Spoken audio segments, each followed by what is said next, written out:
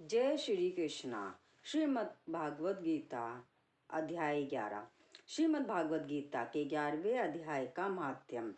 श्री महादेव जी कहते हैं, प्रिय, गीता के वर्णन से संबंध रखने वाली कथा एवं विश्व रूप अध्याय के पावन महात्म्य को श्रवण करो। विशाल नेत्रों वाली पार्वती, इस अध्याय के महात्म्य का पूरा वर्णन नहीं किया जा सकता। इसके संबंध में सहस्त्रों कथाएं हैं। उनमें से एक यहाँ कही जाती है। परिणीता नदी के तट पर मेघेश्वर नाम से विख्यात एक बहुत बड़ा नगर है। उसके प्राकार, चारदीवारी और गोपुर द्वार बहुत ऊंचे हैं। वहाँ बड़ी बड़ी विश्रामशालाएं हैं जिनमें सोने के खंभे शोभा दे रहे हैं। उस नगर के श्रीमान सुखी, शांत, सदाचारी तथा जितेंद्रिय मनुष्यों का निवास है। वहाँ हाथ में शांड नामक धनुष धारण करने वाले जगदीश्वर भगवान विष्णु विराजमान हैं। वे परब्रह्म के साकार स्वरूप हैं। संसार के नेत्रों को जीवन प्रदान करने वाले हैं। उनका गौरवपूर्ण श्री विग्रह भगवती लक्ष्मी के नेत्र कमलों द्वारा पूजित होता है। भगवान की वह झांकी वामन अवतार की है। मेघ के समान उनका श्याम वर्ण तथा कोमल आकृति है। वक्ष स्थल पर श्री वत्स का चिन्ह शोभा पाता है। वे कमल और वनमाला से विभूषित हैं। अनेक प्रकार के आभूषणों से सुशोभित हो भगवान वामन रत्न युक्त समुद्र के सदस्य जान पड़ते हैं। पीताम्बर से उनके श्याम विग्रह की कांति ऐसी प्रतीत होती है मानो चमकती हुई बिजली से घिरा हुआ स्निग्ध मेघ शोभा पा रहा हो। उन भगवान वामन का दर्शन करके जीव जन्म एवं संसार के बंधन से मुक्त हो जाता है। उस नगर में मेखला नामक एक महान तीर्थ है जिसमें स्नान करके मनुष्य शाश्वत वैकुंठ धाम को प्राप्त होता है। वहाँ जगत के स्वामी करुणा सागर भगवान नरसिंह का दर्शन करने से मनुष्य 7 जन्मों के किए वे घोर पाप से छुटकारा पा जाता है। जो मनुष्य मेखला में गणेश जी का दर्शन करता है वह सदा दुस्तर विघ्नों के भी पार हो जाता है। उसी मेघेश्वर नामक नगर में कोई श्रेष्ठ ब्राह्मण थे जो ब्रह्मचार्य परायण, ममता और अहंकार से रहित, वे शास्त्रों में प्रवीण, जितेंद्रिय तथा भगवान वासुदेव के शरणागत थे। उनका नाम सुनंद था।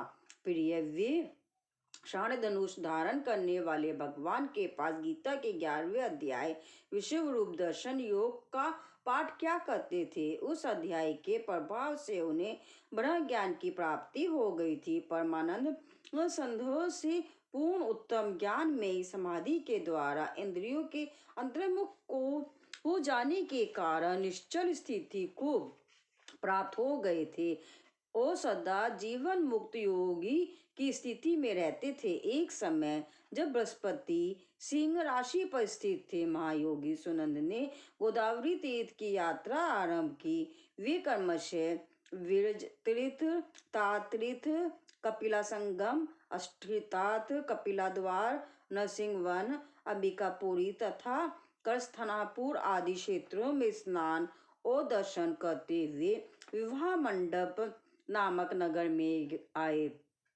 वहां उन्होंने प्रत्येक घर में जाकर अपने ठहरने के लिए स्थान मांगा, परंतु कहीं भी उन्हें स्थान नहीं मिला। अंत में गांव के मुखिया ने उन्हें एक बहुत बड़ी धर्मशाला दिखा दी। ब्राह्मण ने साथियों सहित उसके भीतर जाकर रात में निवास किया। सवेरा होने पर उन्होंने अपने को तो धर्मशाला के बाहर पाया, किंतु उनके और साथी नहीं दिखाई दिए। वे उन्हें खोजने के लिए चले। इतने में ग्रामपाल मुखिया से उनकी भेंट होगी। ग्रामपाल ने कहा, मुनि श्रेष्ठ, तुम सब प्रकार से दीर्घायु जान पाते हो। सौभाग्यशाली और पुण्यवान पुरुषों में तुम सबसे पवित्र हो। तुम्हारे भीतर कोई लोकोत्तर प्रभाव विद्यमान है। तुम्हारे साथी कहाँ गए और कैसे इस भवन से बाहर हुए? इसका पता लगाओ। मैं तुम्हारे सामने इतना ही कहता हूँ कि तुम्हारे जैसे तपस्वी मुझे दूसरा कोई नहीं दिखाई देता। विप्रवर, तुम्हें किस महामंत्र का ज्ञान है, किस विद्या का आश्रय लेते हो तथा किस देवता की दया से तुम्हें अलौकिक शक्ति आ गई है? भगवान, कृपा करके इस गांव में रहो, मैं तुम्हारी सब सेवा शुश्रूषा करूंगा। यो कहकर ग्रामपाल ने मुनीश्वर सुनंद को अपने गांव में ठहरा लिया। वह दिन रात बड़ी भक्ति से उनकी सेवा टहल करने लगा। जब 7-8 दिन बीत गए तब एक दिन प्रातःकाल आकर वह बहुत दुखी वो महात्मा के समान रोने लगा और बोला, हाय, आज रात में राक्षस ने मुझ भाग्यहीन के बेटे को चबा लिया है। मेरा पुत्र बड़ा ही गुणवान और भक्ति मान था। ग्रामपाल के इस प्रकार कहने पर योगी सुनंद ने पूछा, कहाँ है वह राक्षस और किस प्रकार उसने तुम्हारे पुत्र का भक्षण किया है? ग्रामपाल बोला, भरनंद, इस नगर में एक बड़ा भयंकर नरभक्षी राक्षस रहता है। वह प्रतिदिन आकर इस नगर के मनुष्य को खा लिया करता था। तब एक दिन समस्त नगरवासियों ने मिलकर उससे प्रार्थना की, राक्षस, तुम हम सब लोगों की रक्षा करो, तुम हमारे लिए भोजन की व्यवस्था किए देते हो। यहाँ बाहर के जो पथिक रात में आकर नींद लेने लगे उनको खा लेना। इस प्रकार नागरिक मनुष्यों ने गांव के मुझ मुखिया द्वारा इस धर्मशाला में भेजे हुए पथिकों को ही राक्षस का आहार निश्चित किया। अपने प्राणों की रक्षा के लिए ही उन्हें ऐसा करना पड़ा। तुम भी अन्य राहगीरों के साथ इस घर में आकर सोए थे, किंतु राक्षस ने उन सबको तो खा लिया, केवल तुम्हें छोड़ दिया। द्विजोत्तम, तुम में ऐसा क्या प्रभाव है, इस बात को तुम ही जानते हो। इस समय मेरे पुत्र का एक मित्र आया था, किंतु मैं उसे पहचान न सका। वह मेरे पुत्र को बहुत ही प्रिय था, किंतु अन्य राहगीरों के साथ उसे भी मैंने उसी धर्मशाला में भेज दिया। मेरे पुत्र ने जब सुना कि मेरा मित्र भी उसमें प्रवेश कर गया है, तब वह उसे वहां से ले आने के लिए गया, परंतु राक्षस ने उसे भी खा लिया। आज सवेरे मैंने बहुत दुखी होकर उस पिशाच से पूछा, वो दुष्टमान, तूने रात में मेरे पुत्र को भी खा लिया। तुम्हारे पेट में पड़ा हुआ मेरा पुत्र जिससे जीवित हो सके, ऐसा कोई उपाय यदि हो तो बता। राक्षस ने कहा, ग्रामपाल, धर्मशाला के भीतर घुसे हुए तुम्हारे पुत्र के न जानने के कारण मैंने भक्षण किया है। अन्य पथिकों के साथ तुम्हारा पुत्र भी अनजान में ही मेरा ग्रास बन गया है। वह मेरे उदर में जिस प्रकार जीवित और रक्षित रह सकता है, वह उपाय स्वयं विधाता ने ही कर दिया है। जो ब्राह्मण सदा गीता के 11वें अध्याय का पाठ करता हो, उसके प्रभाव से मेरी मुक्ति होगी और मेरे को पुनः जीवन प्राप्त होगा। यहाँ कोई ब्राह्मण रहते हैं जिनको मैंने एक दिन धर्मशाला से बाहर कर दिया था। वे निरंतर गीता के 11वें अध्याय का जप क्या करते हैं। इस अध्ययन के मंत्र से 7 बार अभिमंत्रित करके यदि वे मेरे ऊपर जल का छींटा दें तो निसंदेह मेरा शाप से उद्धार हो जाएगा। इस प्रकार उस राक्षस का संदेश पाकर मैं तुम्हारे निकट आया हूँ। ब्राह्मण ने पूछा, ग्रामपाल, जो रात में सोए हुए मनुष्य को खाता है वह प्राणी किस प्रकार से राक्षस हुआ है? ग्रामपाल बोला, ब्राह्मण, पहले इस गांव में कोई किसान ब्राह्मण रहता था। एक दिन वह अग्नि के खेत की क्यारियों की रक्षा करने में लगा था। वहां से थोड़ी ही दूर पर एक बहुत बड़ा गिद्ध किसी राही को मारकर खा रहा था। उसी समय एक तपस्वी कहीं से आ निकले जो उस राही को बचाने के लिए दूर से ही दया दिखाते आ रहे थे। गिद्ध उस राही को खाकर आकाश में उड़ गया। तब तपस्वी ने कुपित होकर उस किसान से कहा, अरे ओ दुष्ट हलवाए, तुझे धिक्कार है, तू बड़ा ही कठोर और निर्दयी है। दूसरे की रक्षा से मुंह मोड़कर केवल पेट भर पालने में धंधे में लगा है, तेरा जीवन नष्ट पड़ाई है। अरे जो चोर दार वाले जीव सर्प, शत्रु, अग्नि, विष, जल, गिद्ध, राक्षस, भूत तथा बेताल आदि के द्वारा घायल हुए मनुष्य की शक्ति होते हुए भी अपेक्षा करता है, वह उनके वध का फल पाता है। जो शक्तिशाली होकर भी चोर आदि के जंगल में फंसे हुए ब्राह्मणों को चुराने की चेष्टा नहीं करता, वह घोर नरक में पड़ता है और पुनः भेड़ियों की योनि में जन्म लेता है। जो वन में मारे जाते हुए तथा गिद्ध और व्याघ्र की दृष्टि में पड़े हुए जीव की रक्षा के लिए चोरों चोरों की पुकार करता है, वह परम गति को प्राप्त होता है। जो मनुष्य गौओं की रक्षा के लिए व्याघ्र, भील तथा दुष्ट राजाओं के हाथ से मारे जाते हैं, वे भगवान विष्णु के उस परम पद को पाते हैं जो योगियों के लिए भी दुर्लभ है। सहस्त्र अश्वमेघ और 100 वाजपेय यज्ञ मिलकर शरणागत रक्षा की 16वीं कला के बराबर भी नहीं हो सकते। दीन तथा भयभीत जीव की अपेक्षा करने से पुण्यवान पुरुष भी समय आने पर कुंभीपाक नामक नरक में पकाया जाता है। तूने दुष्ट गिद्ध के द्वारा खाए जाते हुए राही को देखकर उसे बचाने में सम्मत होते हुए भी इसकी रक्षा नहीं की। इससे तू निर्दयी जान पड़ता है, अतः तू राक्षस हो जा। हलवा बोला, महात्मन, मैं यहाँ उपस्थित अवश्य था किंतु मेरे नेत्र बहुत देर से खेत की रक्षा में लगे थे, अतः पास होने पर भी गिद्ध के द्वारा मारे जाते हुए इस मनुष्य को मैं नहीं जानता सका, अतः मुझ दीन पर आपको अनुग्रह करना चाहिए। तपस्वी ब्राह्मण ने कहा, जो प्रतिदिन गीता के 11वें अध्याय का जप करता है, उस मनुष्य के द्वारा अभिमंत्रित जल जब तुम्हारे मस्तक पर पड़ेगा, उस समय तुम्हें शाप से छुटकारा मिल जाएगा। यह कहकर तपस्वी ब्राह्मण चले गए और वह हलवा राक्षस हो गया। अतः दृष्टश्रेष्ठ, तुम चलो और 11वें अध्याय से तीर्थ के जल को अभिमंत्रित करो, फिर अपने ही हाथ से उस राक्षस के मस्तक पर उसे छिड़क दो। ग्रामपाल की यह सारी प्रार्थना सुनकर ब्राह्मण का हृदय करुणा से भर आया। वे बहुत अच्छा कहकर उसके साथ राक्षस के निकट गए। वे ब्राह्मण योगी थे। उन्होंने विश्व रूप दर्शन नामक 11वें अध्याय से जल अभिमंत्रित करके उस राक्षस के मस्तक पर डाला। गीता के 11वें अध्याय के प्रभाव से वह शाप से मुक्त हो गया। उसने राक्षस देह का परित्याग करके चतुर्भुज रूप धारण कर लिया तथा उसने जिन सहस्त्रों पथिकों का भक्षण किया था, वे भी शंकु चक्र एवं गदा धारण किए चतुर्भुज रूप हो गए। तत्पश्चात वे सभी विमान पर आरूढ़ हुए। इतने में ही ग्रामपाल ने राक्षस से कहा, निशाचर, मेरा पुत्र कौन है, उसे दिखाओ। उसके यूं कहने पर दिव्य बुद्धिमान राक्षस ने कहा, ये जो तमाल के समान श्याम, 4 भुजाधारी, मणिका में मुकुट से सुशोभित तथा दिव्य मणियों के बने हुए कुंडलों से अलंकृत है, हार पहनने के कारण जिनके कंधे मनोहर प्रतीत होते हैं, जो सोने के भुजबंदों से विभूषित कमल के समान नेत्र वाले रूप तथा हाथ में कमल लिए हुए हैं और दिव्य विमान पर बैठकर देवत्व को प्राप्त हो चुके हैं, इन्हीं को अपना पुत्र समझो। यह सुनकर ग्रामपाल ने उसी रूप में अपने पुत्र को देखा और उससे अपने घर ले जाना चाहा। यह देख उसका पुत्र हंस पड़ा और इस प्रकार कहने लगा। पुत्र बोला, ग्रामपाल, कई बार तुम भी मेरे पुत्र हो चुके हो। पहले मैं तुम्हारा पुत्र था किंतु अब देवता हो गया हूँ। इन ब्राह्मण देवताओं के प्रसाद से वैकुंठ धाम हो जाऊंगा। देखो, यह निशाचर भी चतुर्भुज रूप को प्राप्त हो गया।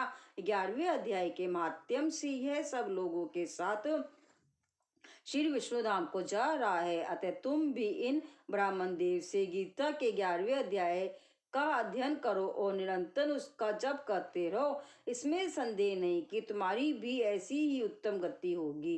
तात मनुष्यों के लिए साधु पुरुषों का संड सर्वथा दुर्लभ है, वह भी इस समय तुम्हें प्राप्त है।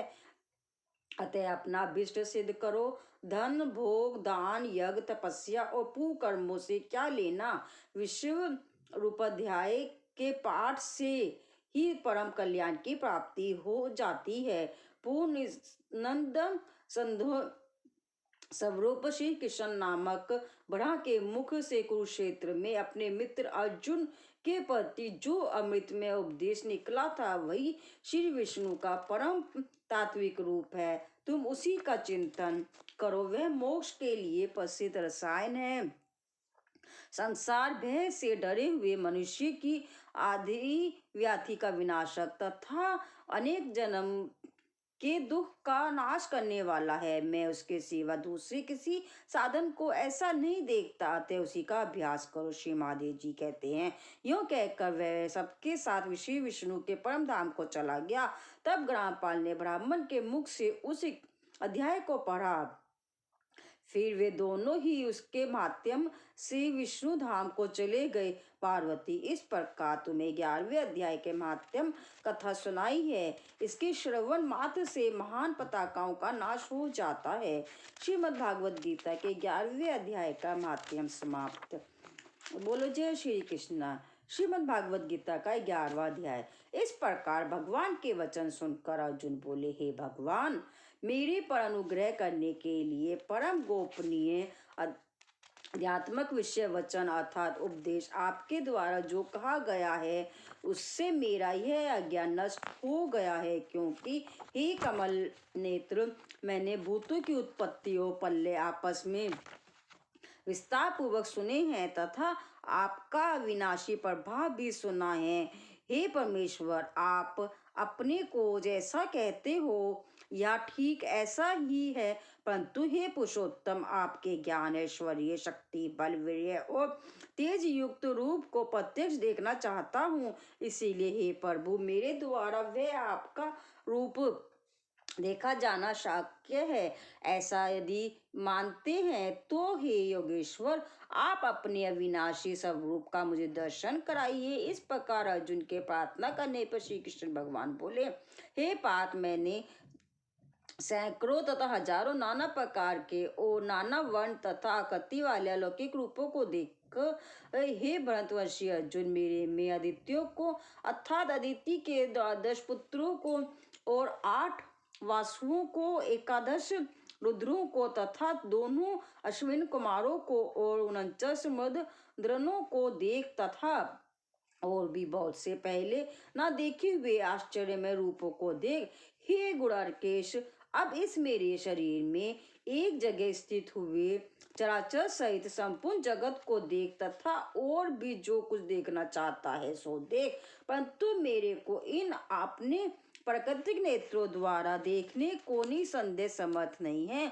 इसी से मैं तेरे लिए दिव्य अर्थात अलौकिक चक्षु देता हूँ।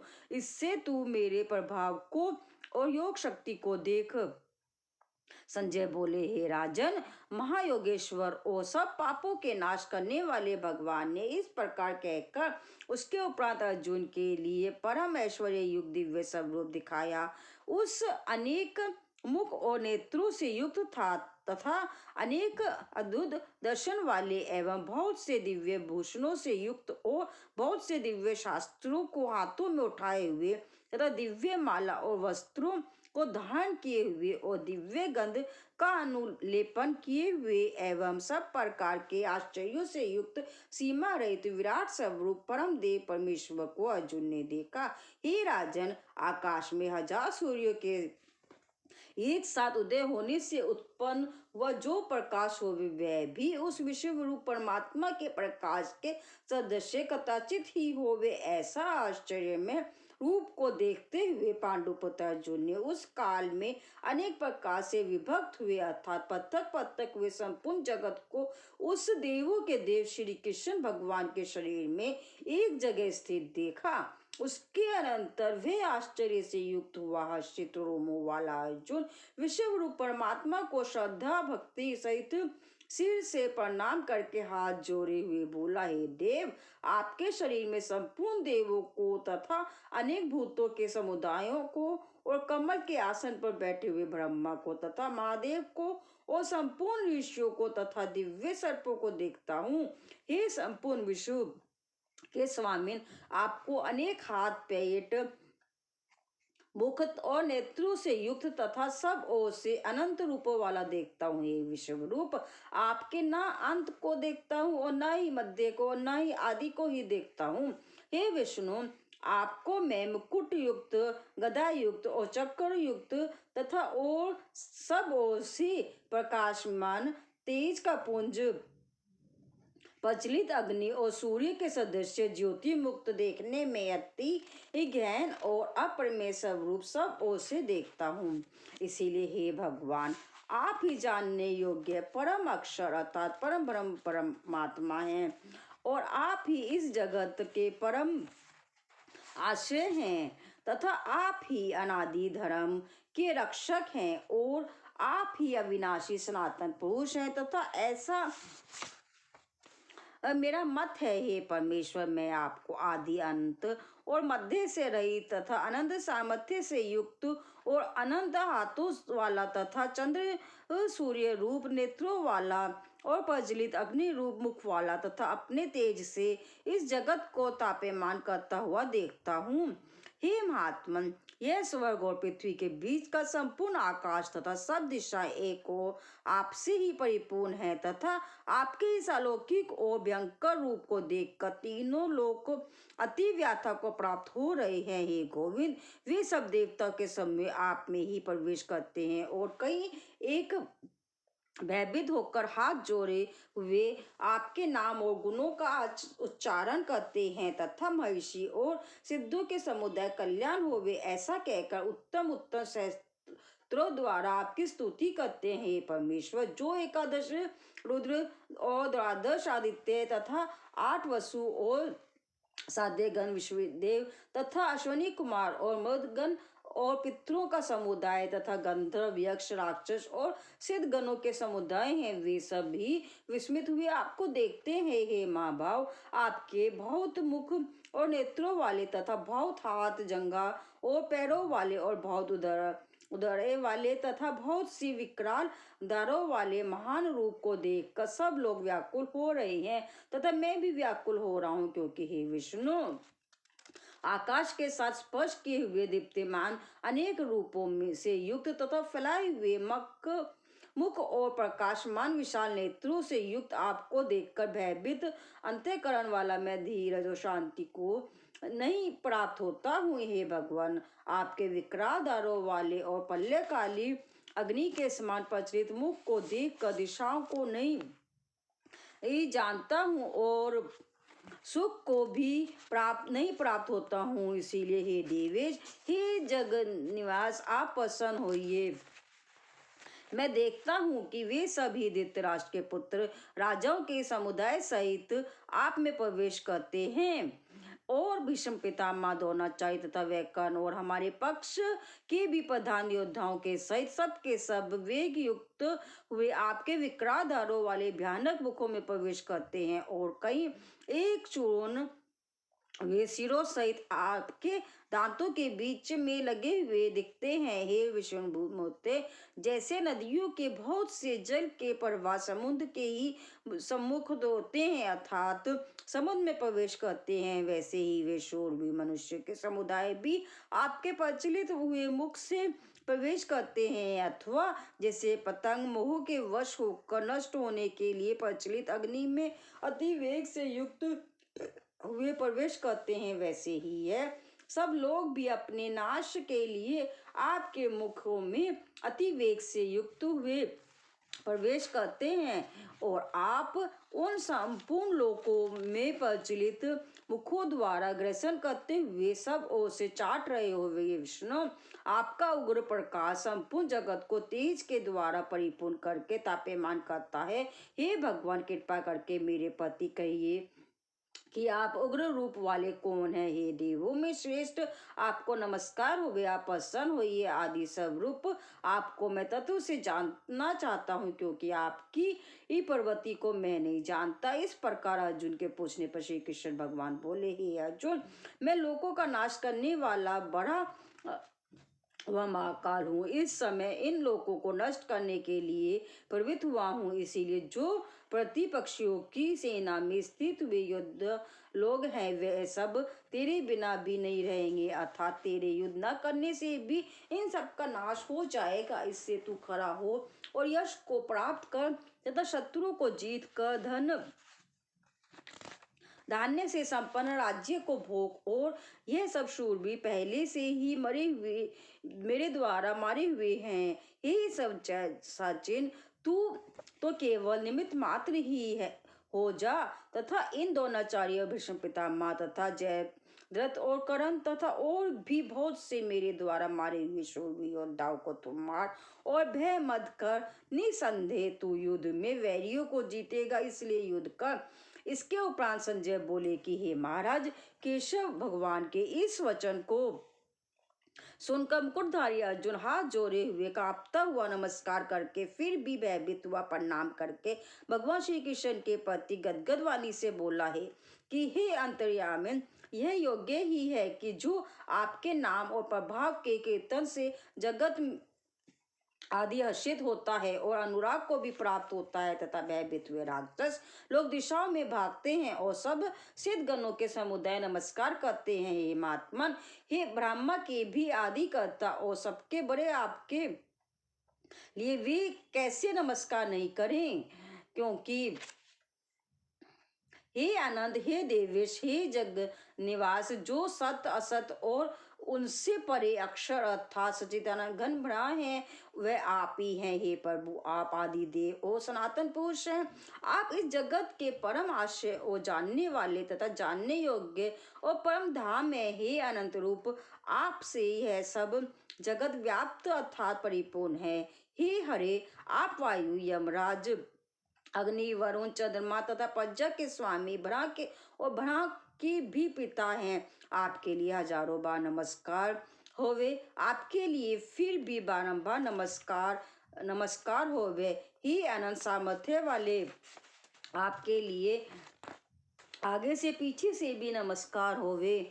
हे सब आपके लिए सब ओर से ही नमस्कार होवे, क्योंकि अनंत पराक्रमशाली आप सब संसार को व्याप्त किए हुए हैं। इससे आप ही सब रूप हैं। हे परमेश्वर सखा, ऐसे मानकर आपके इस प्रभाव को न जानते हुए मेरे द्वारा प्रेम से अथवा परमात्मा से भी हे कृष्ण, हे यादव, हे सखे, इस प्रकार जो कुछ हठ पूर्वक कहा गया है, और हे अच्युत, जो आप हंसी के लिए विहार, शैया, आसन और भोजनादिकों में अकेले अथवा उन सखाओं के सामने भी अपमानित किए गए हैं, वह सब अपराध अपर में स्वरूप अर्थात अचिंत्य प्रभाव वाले आपसे मैं क्षमा कराता हूँ। हे विश्वेश्वर, आप इस चराचर जगत के पिता और गुरु से भी बड़े गुरु एवं अति पूजनीय हैं।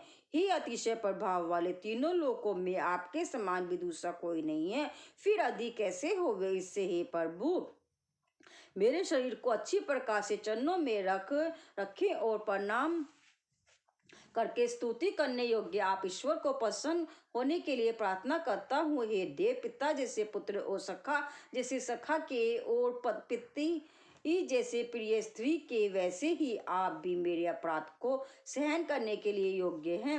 हे विश्वमूर्ते, मैं पहले न देखे वे आश्चर्य में आपके इस रूप को देखकर हर्षित हो रहा हूँ और मेरा मन भय से अति व्याकुल भी हो रहा है। इसलिए हे देव, आप उस अपने चतुर्भुज रूप को ही मेरे लिए दिखाइए। हे देव, हे जगन निवास, प्रसन्न होइए। हे विष्णु, मैं वैसे ही आपको मुकुट धारण किए हुए तथा गदा और चक्र हाथों में लिए हुए देखना चाहता हूँ। इसलिए हे विश्व रूप, हे सहज भाव, आप उस ही चतुर्भुज से युक्त होइए। इस प्रकार अर्जुन की प्रार्थना को सुनकर श्री कृष्ण भगवान बोले, हे अर्जुन, अनुग्रह पूर्वक मैंने अपनी योग शक्ति के प्रभाव से यह मेरा परम तेजो में सबका आदि और सीमा रहित विराट रूप तेरे को दिखाया है, जो कि तेरे सिवा दूसरे से पहले नहीं देखा गया।